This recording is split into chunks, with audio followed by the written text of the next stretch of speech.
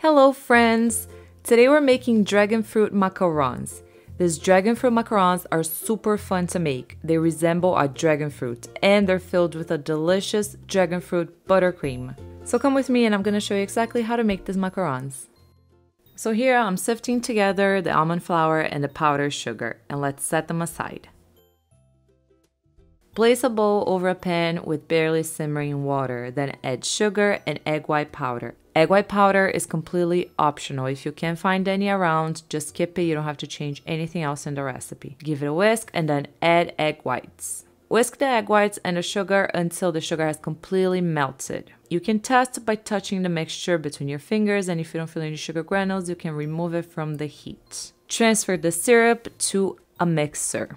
Begin whipping with the whisk attachment on low for about 30 seconds and then gradually start to increase the speed to medium and then to medium-high.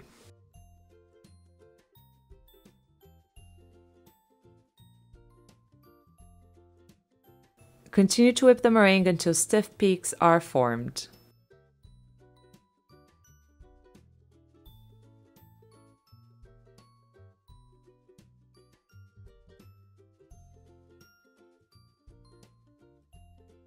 The peaks should be shooting straight up and not bending down to the side.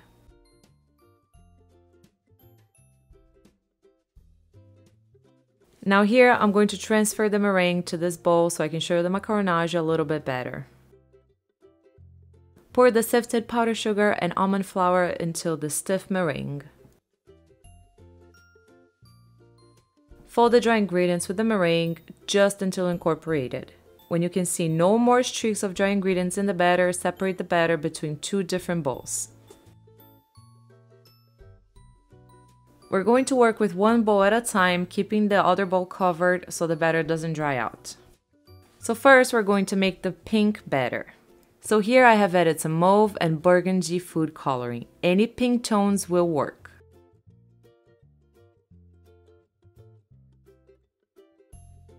Now we're going to fold this batter until the proper consistency is achieved.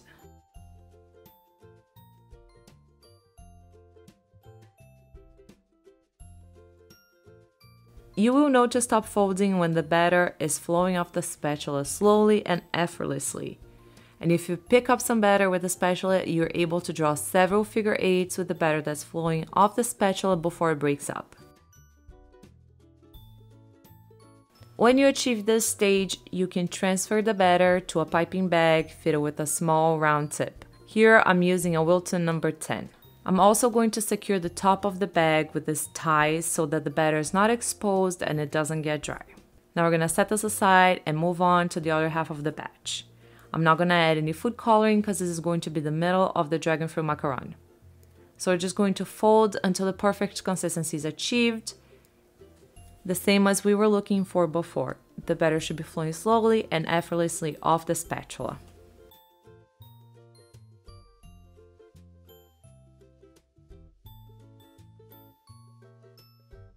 So now we're going to transfer this batter to another piping bag fitted with a small round tip. For this one, I'm using a number 8. And when I'm piping, I'll explain to you why I'm choosing these tips. And now we can pipe.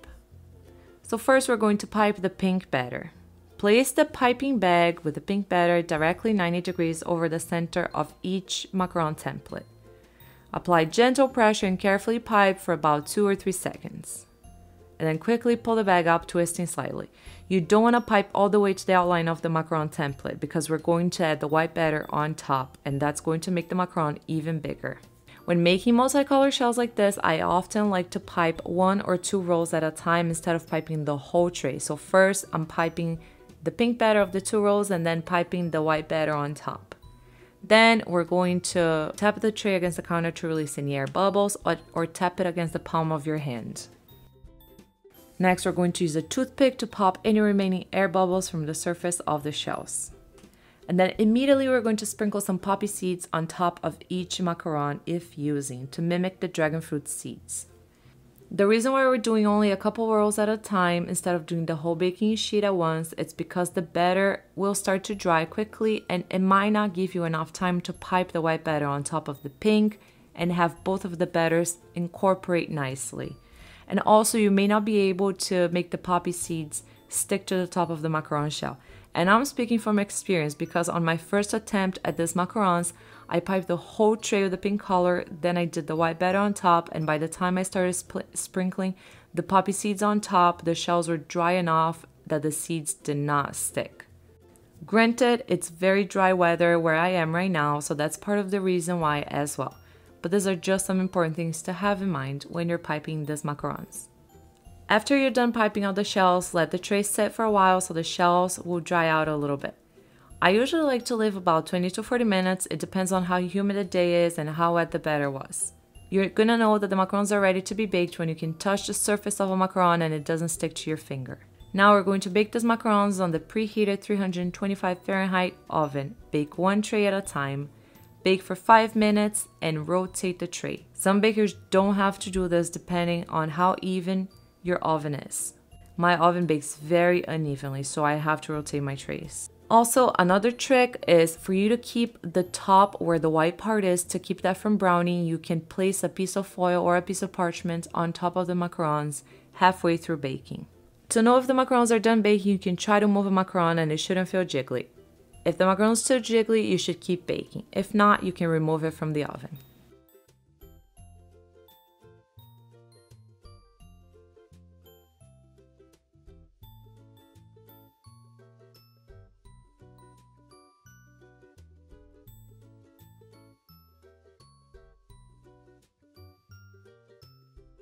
Now let's make the Dragon Fruit Buttercream.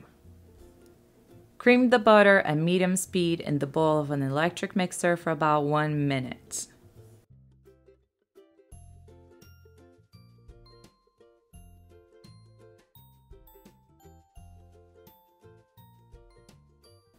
Add the powdered sugar and dragon fruit powder. Also, at this point, you will notice if your buttercream is too dry or not. If it's too dry and it's not incorporating together, add 2 tablespoons of either water or milk.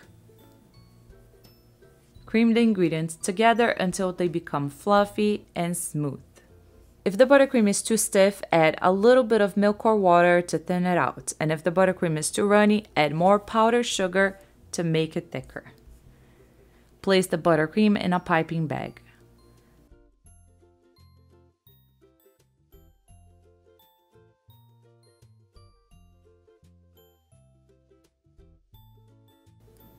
Then pipe a small amount of buttercream on half of the shells and then top with another shell.